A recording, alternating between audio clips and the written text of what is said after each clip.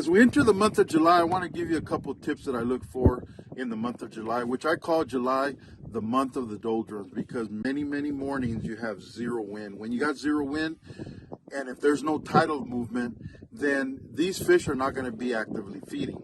But one thing to counteract that is when there's very little water movement out in the main bay, you probably want to go fish near the passes, because near the passes is where the water's first going to be able to, or is going to begin to be moving in or moving out. So right here, we're near the east cut. We're taking advantage of an outgoing tide. We got more water movement than we got out in the open bay. It starts here first.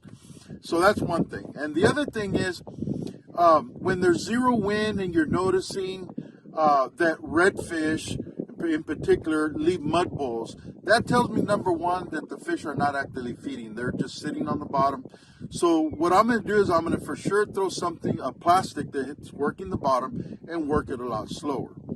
The other thing that I notice also, have you ever noticed when you're bringing in your bait, especially in these warmer months, that you have piggy perch following your bait or nipping at the tail?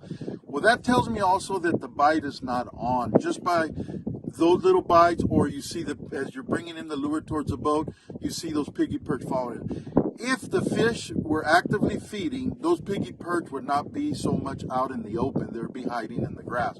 So what that tells me is the bite is off. I got to work a plastic. I got to work it a little bit slower. So those are the tips for the month of July. Look at your bait as you're bringing it in. You see those piggy perch, you're going to experience a slow bite. Try to work that moving water near the passes if there's no water movement out in the main bay. So good fishing to you in the month of the doldrums, July.